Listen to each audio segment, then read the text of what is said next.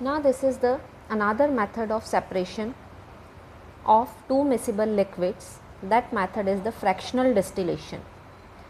Now with the help of fractional distillation, we can separate two liquids which have the difference in their boiling point less than 25 Kelvin. Means if they have very small difference in their boiling point and we want to separate those miscible liquids, then we will use the another technique, that is fractional distillation.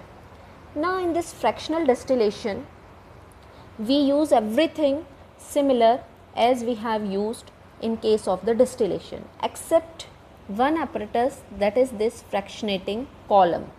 So in this method, what we will do, first we will take this distillation flask.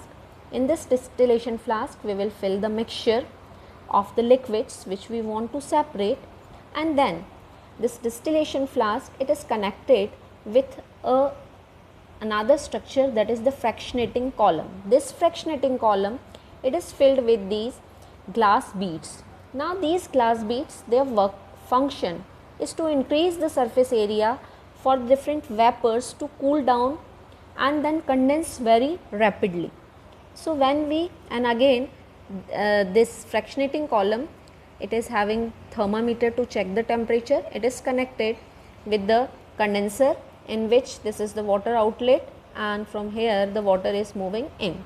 So when we heat it, due to continuous and very fast condensation and cooling, the liquid which is having the less boiling point as compared to the another will get collected in this beaker, and the other liquid will remain here. In this way, we can separate a mixture of two liquids which have the difference in their boiling point less than 25 Kelvin.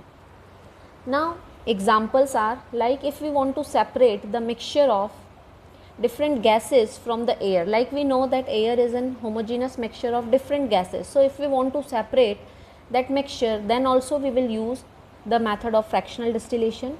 If we want to separate the different components of the petroleum, then also we can use the method of fractional distillation.